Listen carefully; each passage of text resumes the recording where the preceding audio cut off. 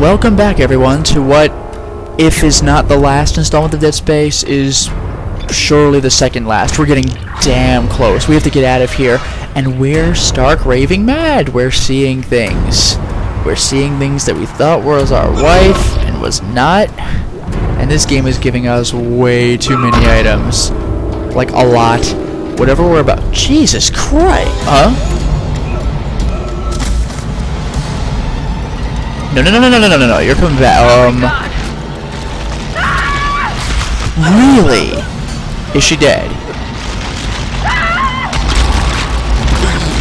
Yeah. Wow. Uh-oh. Guess that plot point was resolved. Oh no.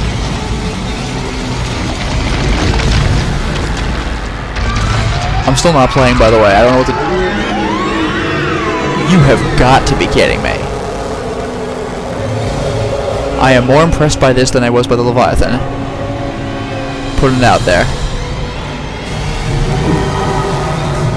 Alright, buddy.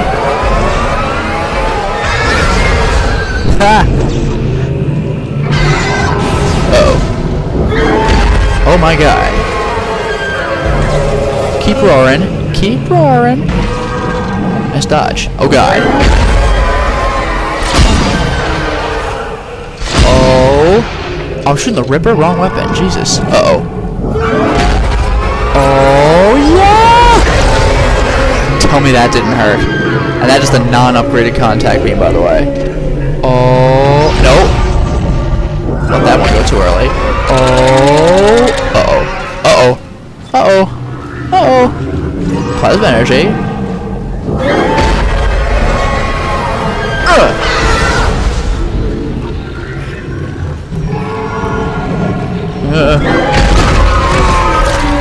Ow, I got sloppy. Good thing I had a level 5 suit. That wasn't as bad as it could have been. Easy.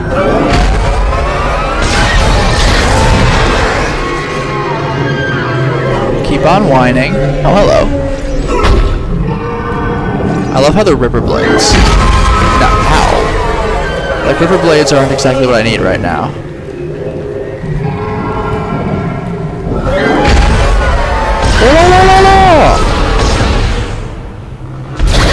There we go. Oh, no! Not this again. So this was the source of those tentacle grabs. After all that... That's badass. Please don't kill me.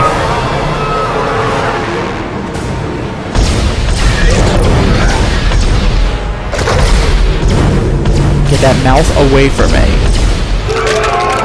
Ow.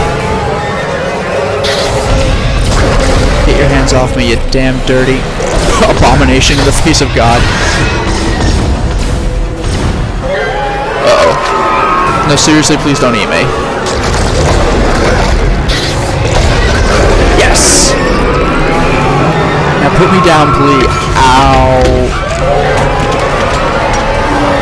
By the way, if that was the whole boss fight, I would be disappointed. No, we're still playing. Got my contact energy. Oh my god. We got interpret pods. Alright, I'm game. Show me what these inner pods of yours can do. Open your mouth and close your eyes.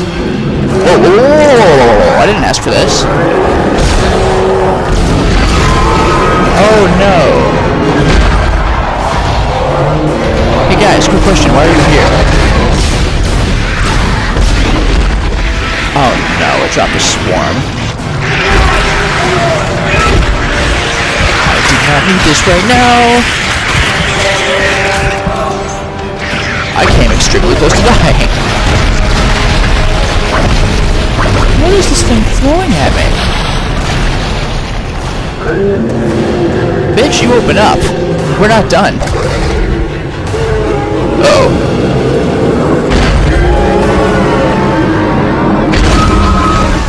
Okay, this is actually kind of tricky. Okay, that was me being sloppy. I'll put it out there. Yes.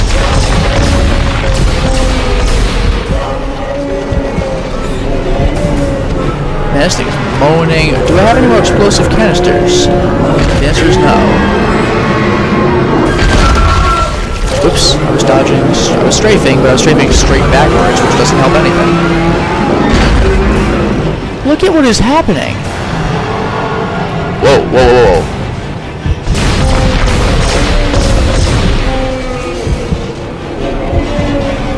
I can't mess around. This thing doesn't stay open for very long. Back to the left. Back to the right. At least this part's simple as long as he doesn't bring his little friends with him. Back to the left. Open up, open up, open up. Fool. As long as I can keep this up, we're in good shape. Uh-oh. Oh my god, this thing is just hideous. Even for a necromorph, this is pretty bad. Now I'm getting tore up from the floor up. Damn, not quite. One more core. That was close. Uh-oh. I deserve that. That thing really hurts. Alright, bitch. Sit down.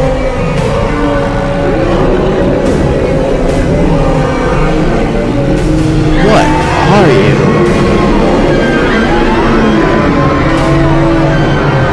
Uh-oh. You're not gonna fall on me, are you? Oh my god!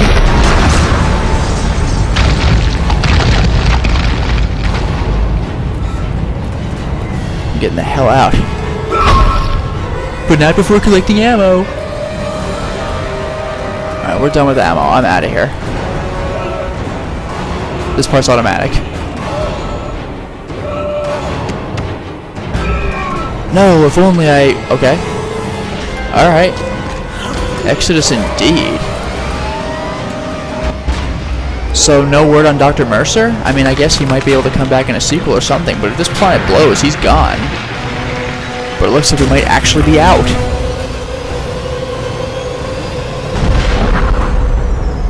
Nice. Don't let me ever see you again. Planet sucked.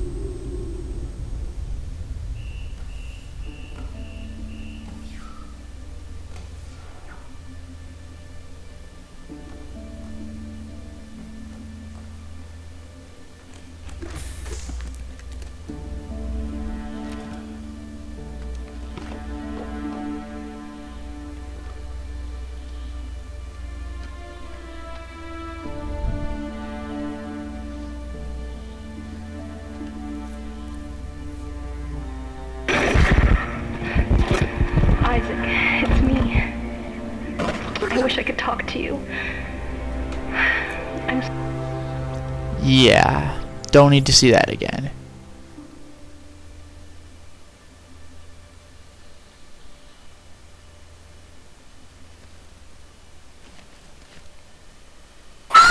That scared the crap out of me.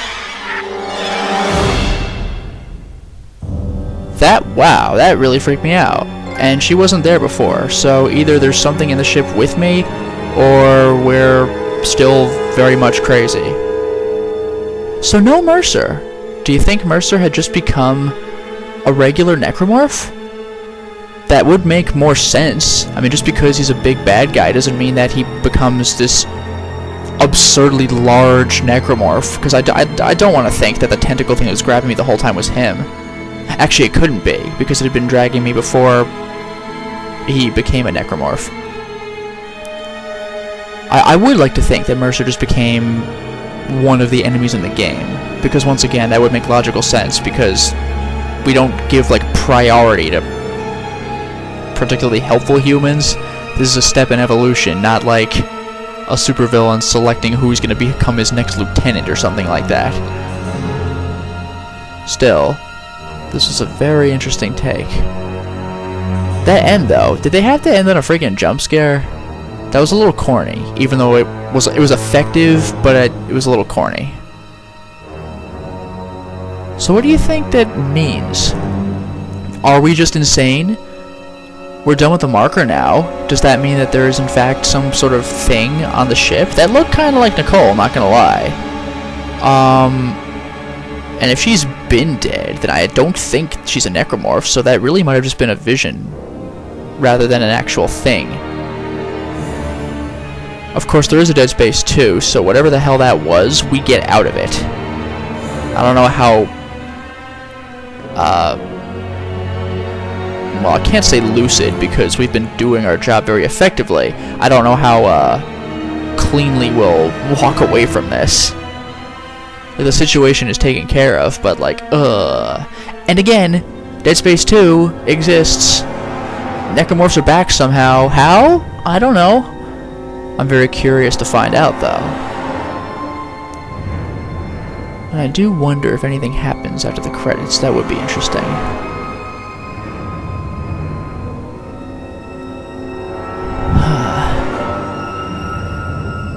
Yeah, this is probably some of the most music I've heard in the entire game. The game is more atmospheric than anything else. Reminds me of Doom 3. It had a soundtrack, but you kind of didn't notice because that wasn't the point. Dead Space's music only really seemed to pop up when enemies popped up, which, again, it adds to the effect, but it actually takes away a little bit from the survival horror experience, because I can just be like, well, I know there's still enemies around because the music didn't stop. You can actually use the music to your advantage. And yes, I know other survival horrors have made use of that, like Resident Evil, but those were in very tiny rooms with fixed camera angles. Here, you're in these massive areas that you're exploring with free range of your eyesight and free aim and everything like that.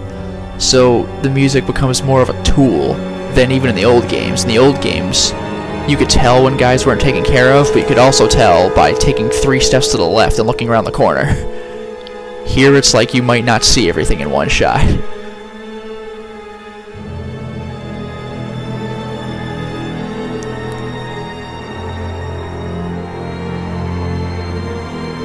Yeah, Nicole is dead. That really is cool that the game telegraphed that. Of course I didn't know about it. People in the comment section told me, but if somehow I'd been looking out for that, then the game would kind of like give you a little hint on the way. I mean, it tells you anyway, and it wouldn't have really been a game changer. I mean, I guess the game changer is, I mean, I figured, alright, she's not real, or you're being duped. I didn't think that you were insane. Like, we were a quieter Dr. Kyne. I guess it might have been a little more obvious that we were crazy if we ever opened our damn mouth, other than to say, ugh! Or swinging or stomping. Huh.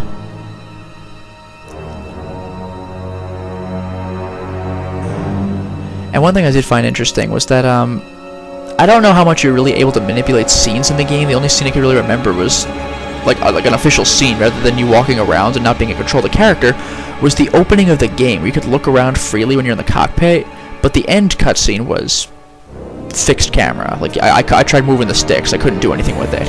I am kind of curious as to what the computer screen said, because you can read that. It was in reverse text, of course, because we're not looking at it from Isaac's point of view. I wonder if there are any Easter eggs in there, because there was definitely text. It's probably like just programming language or whatever, or console language, like the ship is starting or something, but I'm kind of curious. I'm just wondering, because again, I keep bringing up Doom 3, but Doom 3 had a moment at the very beginning of the game where if you looked over a guy's shoulder as he was typing on the computer, you can read him saying, like, this guy's looking over my shoulder, and he's typing in, like, codes from the old game. Completely unnecessary to anything, but it's kind of cool if you looked for it.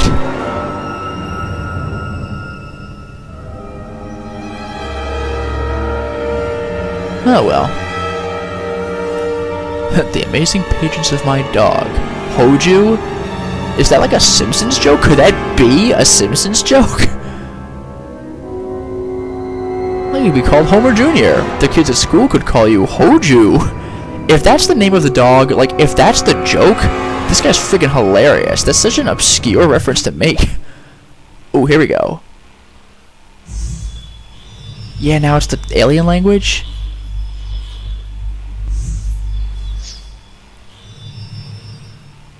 Oh, new suit. Backstory logs.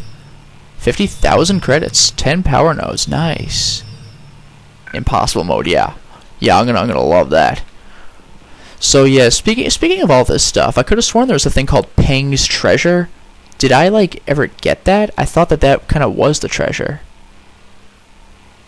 I don't know. Man, I heard it was in chapter 11, so I might have missed it. Screw it. Save my progress. Yes. Let's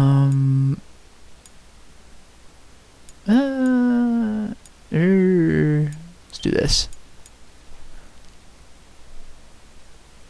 Oh, actually, I think I saved the wrong file. Whatever, it's all good. I beat the game anyway, what does it matter? Okay, back to menu. And by the way, that chapter 12, Dead Space, turning into the alien language, I wonder if I could have used that as a key to interpret that last message at the end. I probably could have. I don't know, it's just a cool thing to look into. Overall, though, this was quite fun. Well, we have done it. We have beaten Dead Space. This game really was a lot of fun, although I will say that I found it more thrilling than scary. I don't know. A lot of people argue that gameplay should be the best part of a game, and I do agree that gameplay is extremely important. How could it not be?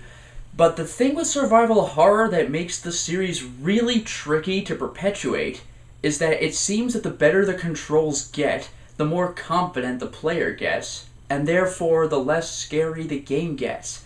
I don't know. Compare Silent Hill 1 through 3 to Silent Hill...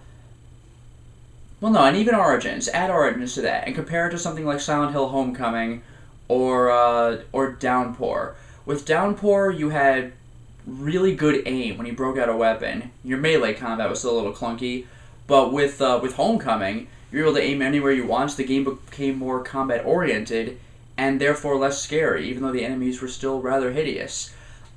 Take something like System Shock 2, a game I kept comparing Dead Space to. System Shock 2 was rather intimidating, and I don't know, maybe the dated graphics kind of helped with it a bit, but the very fact that it wasn't me being pulled into the camera, I was standing behind Isaac the entire time, so I got a little more 3D space to look around. I got to cheat with a third-person trick, peek around corners, even though the character himself couldn't actually see there. It was things like that that aided me regarding my exploration of the place. Also, pretty much every scare in the game was enemies running at you. And yes, the enemies are hideous to behold, but you kind of get used to them. Even the stasis enemies, you hear them shrieking and gibbering and running around, and you're like, oh god, another friggin' stasis enemy. How much ammo am I going to use against this guy? I don't know. The game was fun the entire time. It really was. I enjoyed myself from start to finish. But it really wasn't all that scary to me, even though it had good atmosphere. I really suspect that the good controls are partly to blame. Also, probably the third-person aspect of it. I know that the old Resident Evils and every Silent Hill are in the third person, but the old Silent Hills had like the fixed camera in some parts, or like the overhead view. I don't know, it just felt a little more cramped in those games, except when you're walking around the streets. And you gotta admit, walking around the streets of Silent Hill wasn't as scary because it was such an open environment.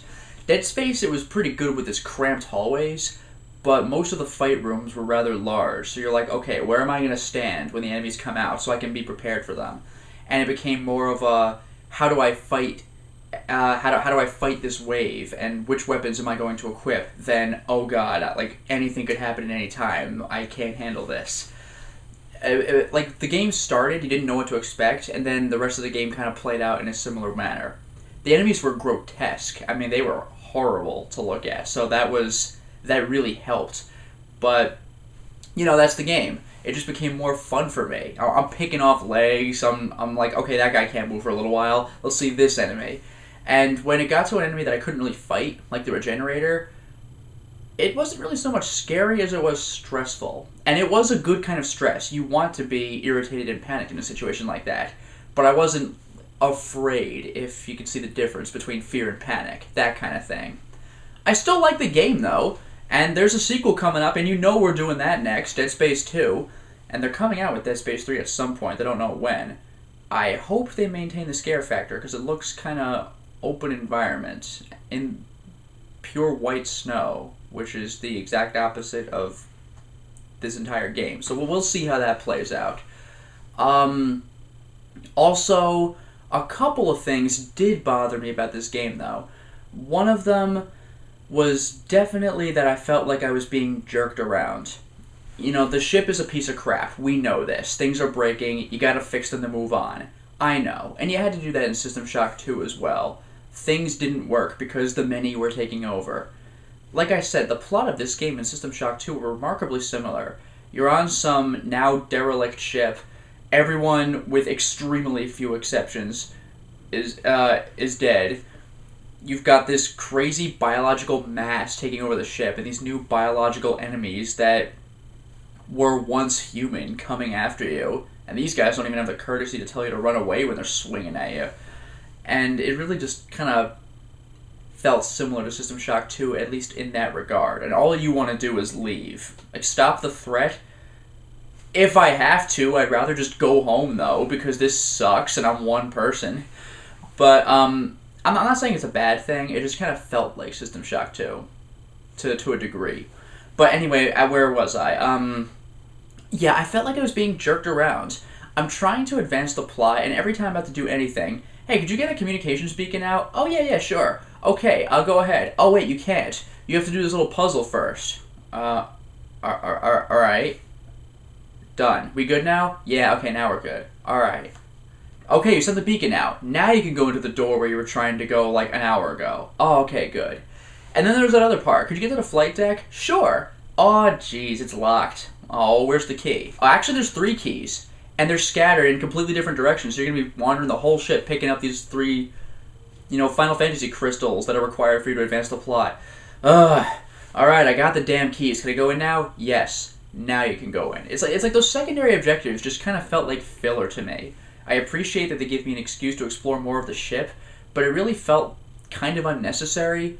Could I have just found 1 key to unlock the 1 door? Do I really need freaking 3 keys, all in sleeping quarters in the 0G basketball area? I don't know.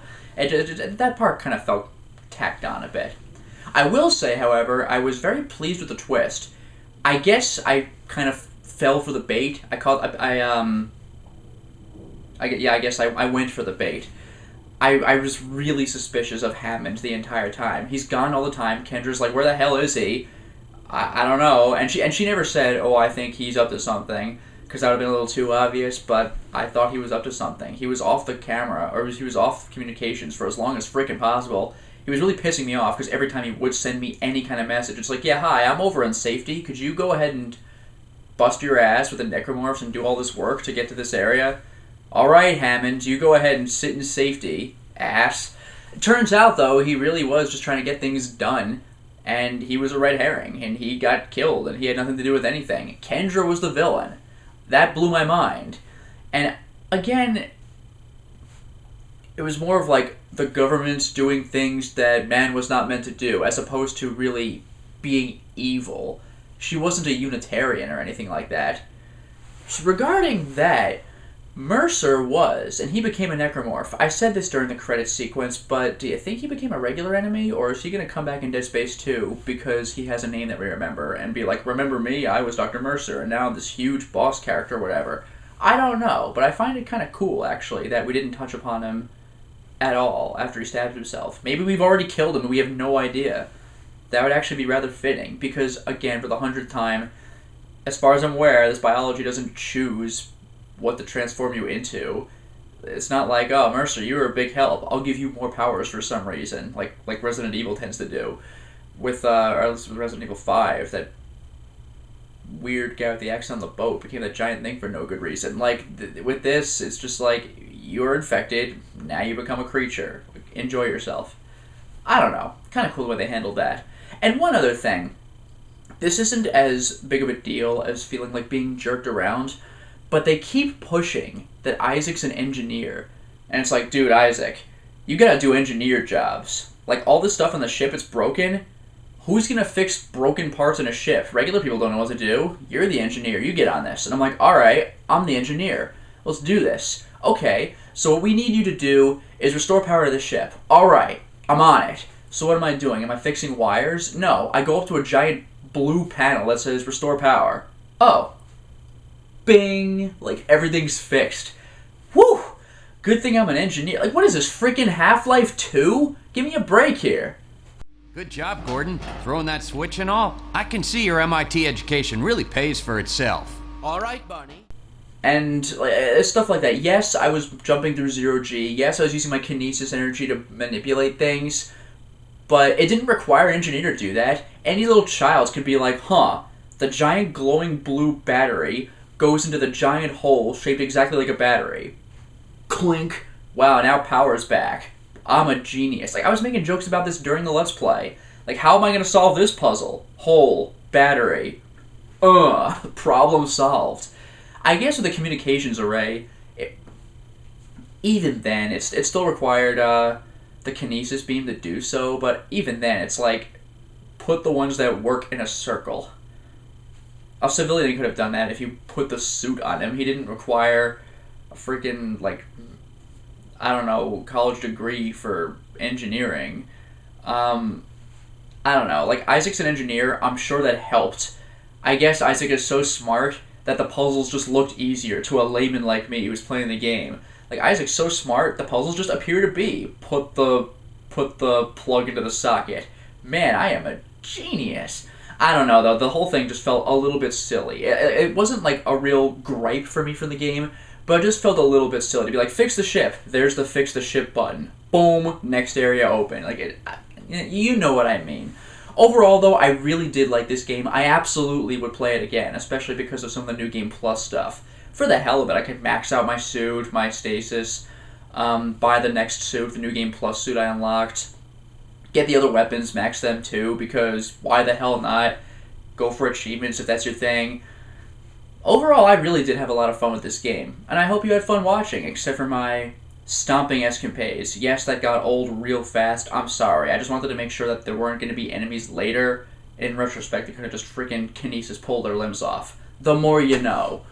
Well, at least I'll be able to take that knowledge and apply it to the sequel. Now, I would like to thank all of you for watching. Thank you all of you so much. And I would also like to give a special thanks to the people who submitted their title cards to me. So, special thanks to, in order of submission and therefore order of appearance, Kajek's Party, Jack Frost, Lady Phantom of Music, Fallen Bane, Zorgoff, and Roller42. Thank you all so much. And once again, thank everyone for watching. It really is a blast to play these games, and I'm glad that you're entertained by them as well as I am.